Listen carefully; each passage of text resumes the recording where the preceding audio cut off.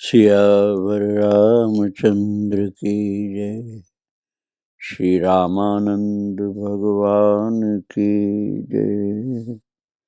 श्री राधे राधे। भक्तों, जैसे कोई महान पुरुष जब चलते हैं तो उनका परिकर साथ में होता है। आप भी अपने परिवार के बीच में बैठते हैं तो आपको अपने को गौरवान्वित और सुशोभित महसूस करने का अवसर मिलता है।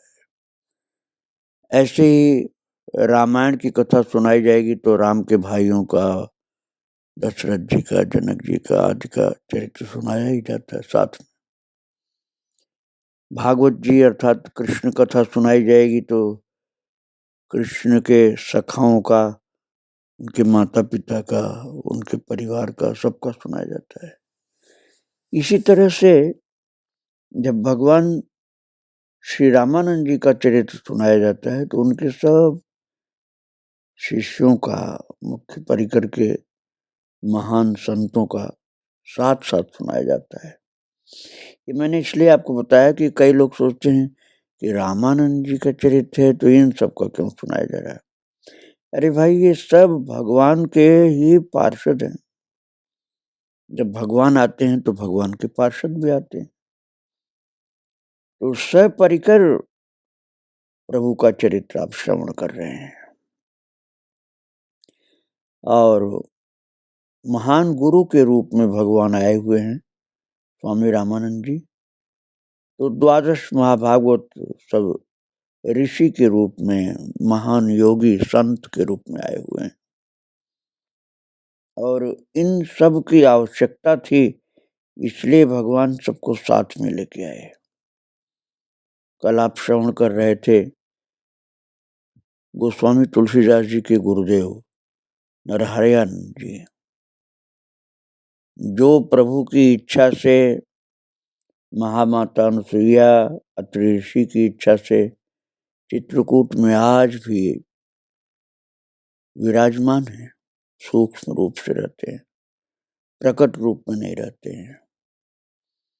और उनके शिष्य तुलसीदास जी के विषय में नाभादास जी ने भक्तमाल जी में कहा है, कल कुटिल जीव निस्तार हित वाल्मीक तुलसी भयो। कलयुग के कुटिल जीवों के उद्धार के लिए वाल्मीकि ऋषि ही तुलसी बन के आए, तुलसीदास जी बन के आए। कल कुटिल जीव निस्तार हित वाल्मीकि तुलसी भयो। इसी तरह से अब आप जो चरित्र सुनने जा रहे हैं, कपिल जी के अवतार श्री योगानंद जी का चरित्र, इनके लिए भी भक्तमाल जी में श्री नाभादास जी महाराज ने कहा है, योग सुपथ उद्धार हित योगानंद कपिल भय। योग के सुपथ के उद्धार के लिए कपिल भगवान योगानंद बन करके आए थे। तो भगवान की सेवा, भगवान के साथ रहना, ये तो मुख्य कार्य था ही। साथ में जीवों के कल्याण के लिए महान सत्कर्म इनको करना था। और भक्तों, ये सामान्य जीव तो थे नहीं, ये 12 महाभागवत थे, जिसका वर्णन भागवत जी के 6वें स्कंध में अजामिल के उपाख्यान में मिलता है, जो स्वयं धर्मराज ने कहा था अपने पार्षदों को, स्वयंभू नारद शंभु कुमारो कपिलो मनु प्रहलादो जनको भीष्मो बलिर्वय सकिर्वयम द्वादशई ते विजानिमो धर्मम भागवतम भटा। तो उसमें से स्वयंभू, नारद, शंभु, कुमार, इन 4 का अपने चरित्र श्रवण कर लिया। स्वयंभू अनंतानंद जी, नारद जी सुरसुरानंद जी, शंभु सुखानंद जी, कुमार श्री नरहरियानंद जी।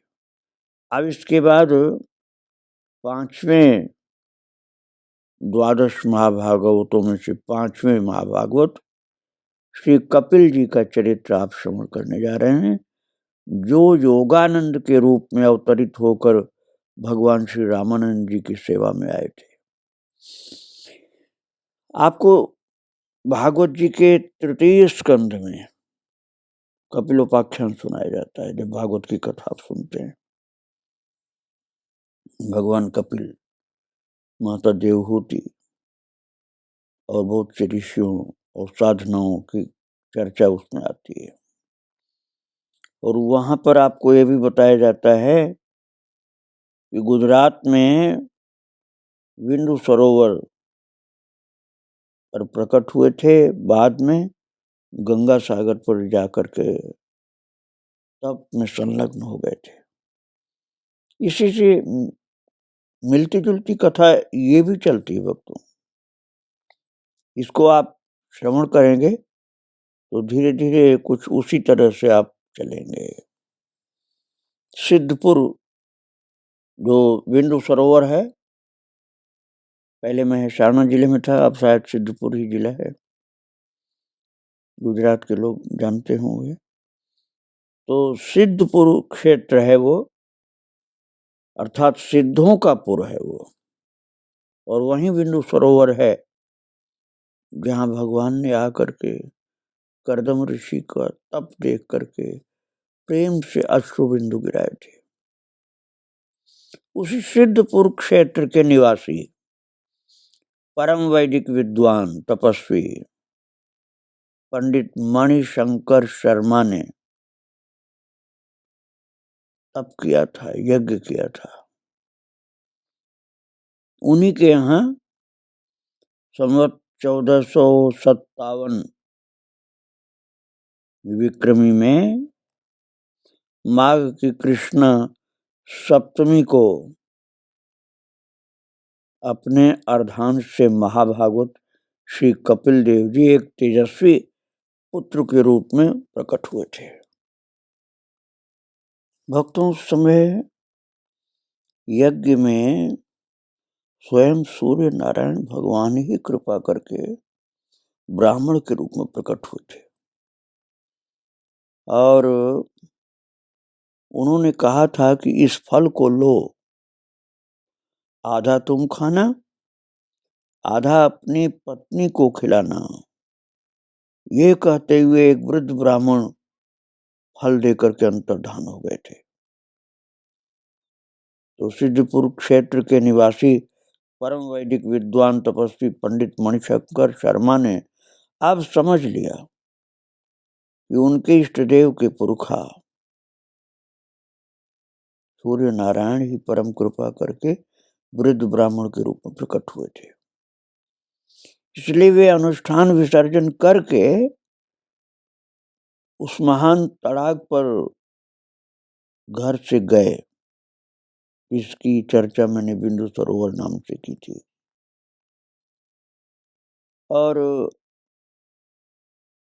वहीं पर भक्तों देखिए, ये ब्रह्मा का विधान जो होता है ना, उसको विधि भी कहते हैं, ब्रह्मा भी कहा जाता है, विधान भी कहा जाता है। तो ब्रह्मरेख कर्मांक की तरह विधि विधान की मर्यादा भी तोड़ी नहीं जा सकती।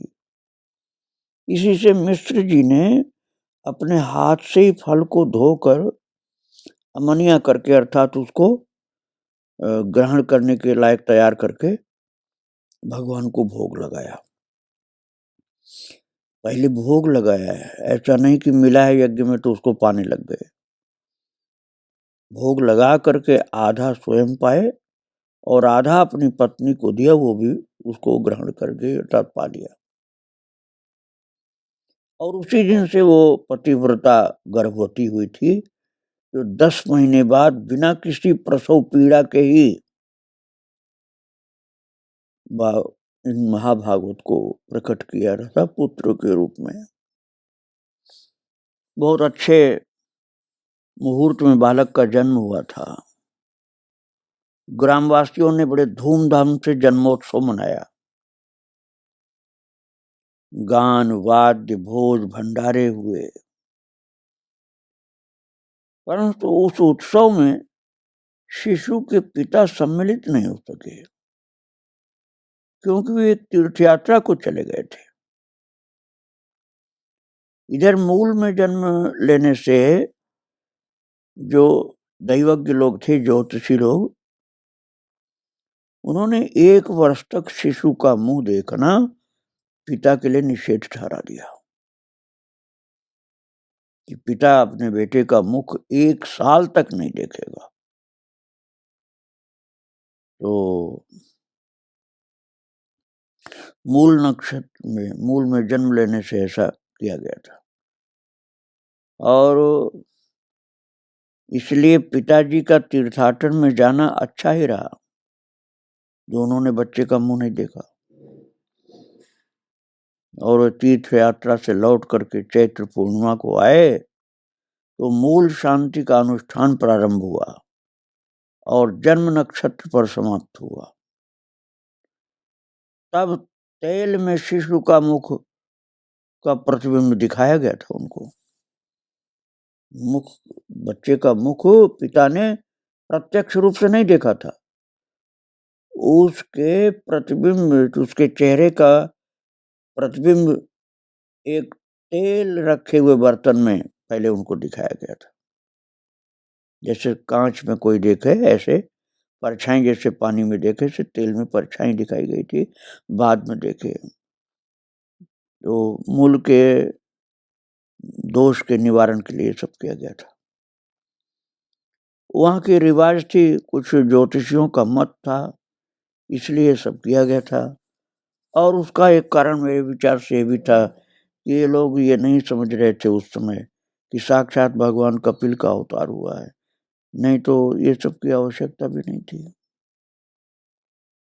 शिशु का स्वभाव था दीपक देखते ही खिलखिला करके हंसना। उस समय बिजली तो होती नहीं थी, तो शाम को ज्यों हुई दीपक जलाया जाता था, वो दीपक देखते ही हंसने लग जाता था जोर से, और सिर झुकाता और दीपक के लौ की ओर टकटकी लगाकर देखा करता। और महाराज जब सुबह दीपक बुझाया जाता तो दीपक बुझने पर वो रोने लगता था और किसी के मनाए नहीं मानता था। इसी से शिशु के गृह में फिर दिन भर और रात भर अखंड दीपक जलाने की व्यवस्था की गई। पहले तो रात भर जलता था, दिन में नहीं जलता था, लेकिन जब देखा गया कि सुबह दीपक बुझाया जाता है तो रोने लगता है, तो बच्चा रोए नहीं, इसलिए दिन रात दीपक जलाने की व्यवस्था की गई। और वहाँ के निकट के गांव में, बांसवाड़ा गांव में, एक ज्ञानी वृद्ध ध्यान देव जी रहते थे। उन्होंने बहुत कुछ अनुभव किया था। उनका अनुभव बहुत ज्यादा माना जाए, बढ़ा चढ़ा था। तो एक दिन मिश्र जी ने बड़े आदर से उन्हें बुलाया, उनकी पूजा की गई और शिशु को उनके चरणों में लिपटा दिया गया। बाबा ने पीठ ठोक करके चिरंजीव कहा और अनंतर फिर दीपक का प्रसंग छिड़ा। ये बच्चा तो दीपक देखता रहता है, दीपक बुझा दिया जाए तो रोने लग जाता है। गांव के लोग कहते थे कि ये इसकी टेव अर्थात आदत बच्चे की अच्छी नहीं है, इससे कहीं नेत्र ज्योति का नाश न हो जाए। ये सब बात उन महाराज जी को बताई गई, ज्ञान वृद्ध ध्यान देव जी को। ये सब बातें ग्रामवासियों ने बताया, माता पिता ने बताया, बड़े ध्यान से वो सुन रहे थे। तो भक्तों में बड़े अनुभवी थे वो वृद्ध जो ध्यान देव जी थे, बहुत अनुभवी थे। वो सब सोच विचार के सब बातें सुनते सुनते सुनते सोचते सोचते फिर उन्होंने कहा कि पूर्व संस्कार से ऐसा हो रहा है, आप लोग चिंता मत करो, उसकी नेत्र ज्योति नहीं जाएगी, वो बड़ा ज्ञानी है। इसे पंच तत्वों का ज्ञान सहज ही प्राप्त हो चुका है। ज्योति हानि की चिंता व्यर्थ है, इसकी नेत्र ज्योति नहीं जाएगी, निश्चिंत हो जाओ तुम लोग। महाराज वो जो संत थे ध्यान देव जी, बहुत अनुभवी थे। उन्होंने कहा ये बच्चा साधारण नहीं हो सकता है, इसे पंच तत्वों का ज्ञान हो चुका है, इसलिए इसकी ज्योति आंख की नहीं जा सकती है। ये चाहे रात दिन पूरे जीवन दीपक देखता रहे, कोई असर नहीं पड़ेगा, बुरा असर नहीं पड़ेगा। अब बाबा की बात पर सबको विश्वास था, इसलिए सबका संदेह, सबकी चिंता दूर हो गई। तब मिश्र जी ने प्रार्थना की ध्यान देव बाबा से। मिश्र जी अर्थात बच्चे के पिता ने प्रार्थना की, भगवान गांव भर में आप ही वयोवृद्ध एवं ज्ञानी हैं, आप ही इसका नामकरण कर दीजिए। तो बाबा ध्यान देव जी बड़े प्रसन्न हुए और शिशु का नाम रखा यज्ञेश दत्त। यज्ञेश दत्त नाम रखा। यज्ञ ने दिया है बच्चे को, यज्ञ करने पर ही फल प्राप्त हुआ, उस फल के ग्रहण करने से बच्चे का जन्म हुआ, इसलिए यज्ञ के द्वारा प्रदत्त यज्ञेश दत्त नाम रखा गया। और चौथे वर्ष शिशु को झपकी रोग हो गया। कोई पीड़ा व्यथा नहीं, परंतु आंखें झपी अर्थात खुलती नहीं थी पूरी, जरा सी खुलती रहती थी, हल्की सी, और बंद रहती थी। तो लोगों ने कहा ये तो झपकी रोग हो गया इसको। आंखें झपी तो थोड़े दिन तो लगातार झपी ही रही,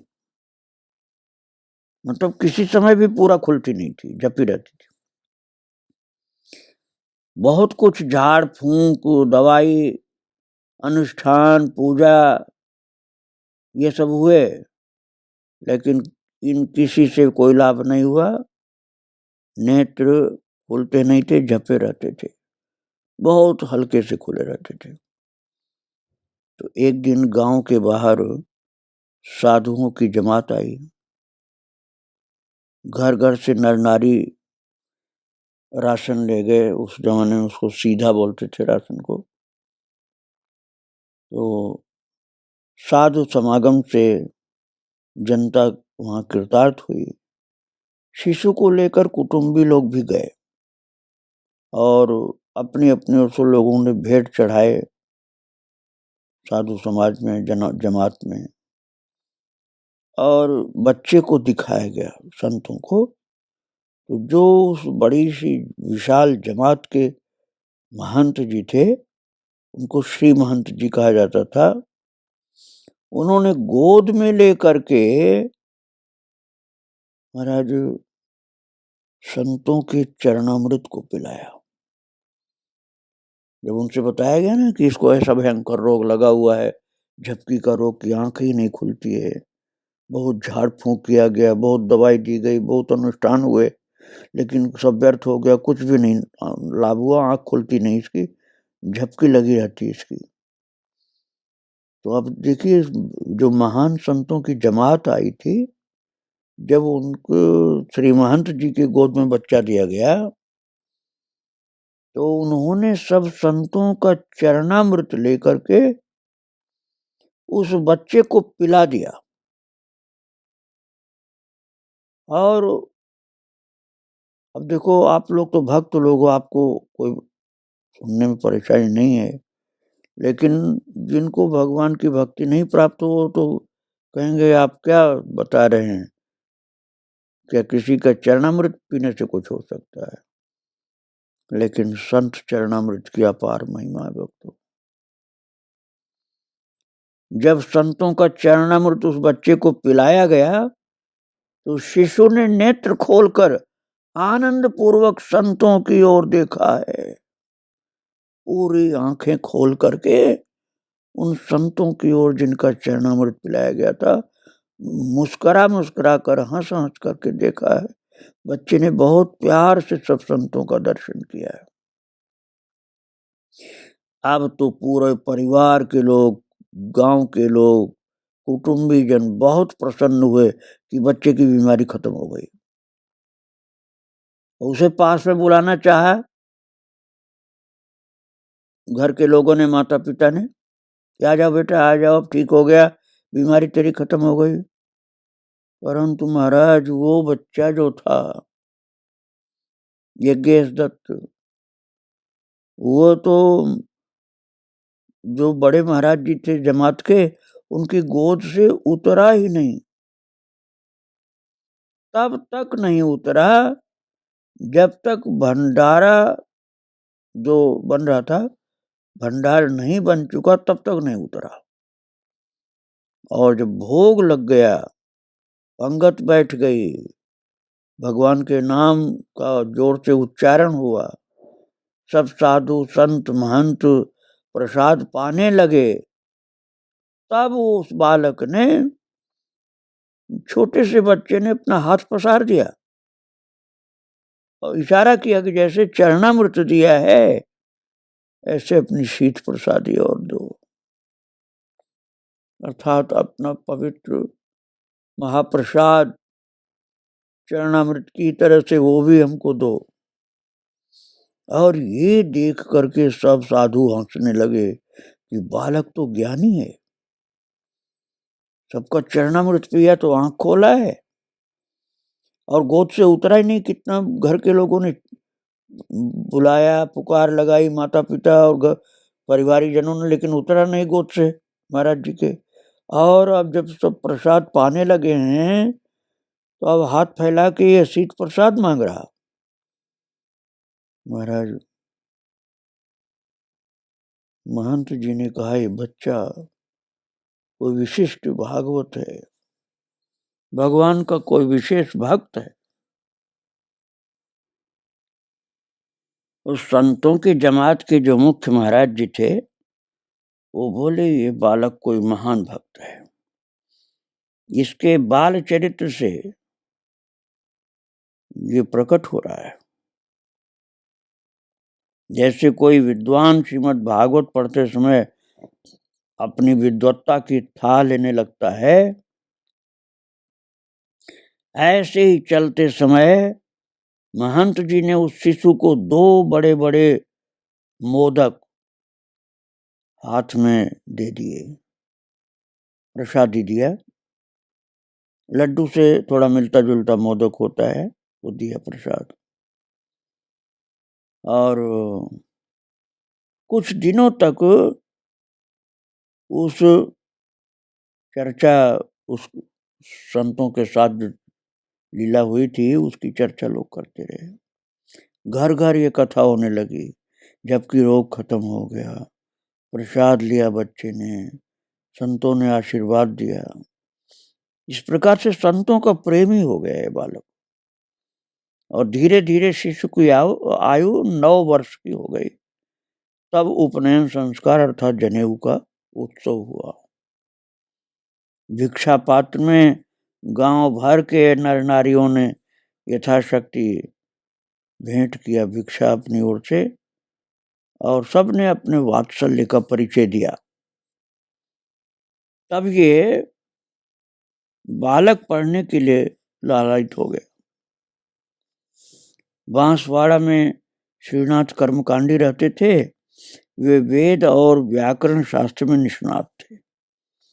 वे ही ग्राम के बालकों को वेद और व्याकरण की शिक्षा देते रहते थे। तो यज्ञेश दत्त, जो बाद में चल करके योगानंद जी आगे बनेंगे, जो कपिल भगवान के अवतार हैं, वो यज्ञेश दत्त नाम था बचपन में। यज्ञेश दत्त जी भी उसी पाठशाला में भर्ती हो गए जहाँ और ब्राह्मण के बालक लोग व्याकरण पढ़ते थे, वेद पढ़ते थे। और माता की शिक्षा उन्होंने धारण कर लिया कि गुरु की सेवा करनी है। और महाराज गुरु की सेवा करने लगा बालक। कैसी अद्भुत श्रद्धा थी, बिना किसी के कहे अपने आप करता था वो। और उनके आशीर्वाद से विद्या बढ़ती गई, क्योंकि ये गुरु से ईर्ष्या करने से थोड़े विद्या बढ़ती है। गुरु से क्या कहें, शब्द उचित नहीं होंगे, कई लोग निंदा आदि करने लग जाते हैं प्रतिस्पर्धा कर, उससे नहीं विद्या बढ़ती है। गुरु के प्रति श्रद्धावान होने से विद्या बढ़ती है, ज्ञान बढ़ता है, भक्ति बढ़ती है। तो इस बालक में जहाँ वेद पढ़ता था बालक और व्याकरण पढ़ता था, उन गुरुदेव के प्रति अभी रामानंद भगवान के पास नहीं पहुंचे हैं। रामानंद भगवान तो बाद में इनके गुरुदेव होंगे। अभी विद्या अध्ययन कराने वाले गुरु के प्रति इनकी श्रद्धा बहुत बढ़ी, सेवा करते थे और गुरु जी प्रसन्न हो गए और ज्यादा भाव से पढ़ाने लगे।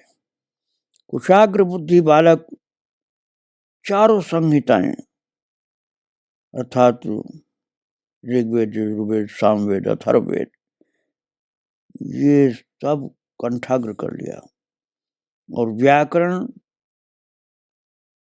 सारी जो व्याकरण की बातें हैं पतंजलि आदि की, महाभाष्य तक, ये सब पूर्ण अभ्यस्त हो गया। सभी व्याकरण, एक केवल नहीं, सभी व्याकरण कंठस्थ हो गए और पूर्ण अभ्यस्त हो गया।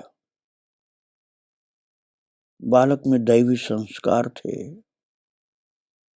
यही बालक आगे चल के योगानंद जी बनते हैं, जिनका आगे का चरित्र आप फिर श्रवण करेंगे। आज भगवान रामानंद जी को और उनके शिष्यों को प्रणाम करके यहीं विराम दे रहा हूँ। श्री राधे राधे, जय श्री राधे राधे। सियावर रामचंद्र की जय। श्री रामानंद भगवान की जय।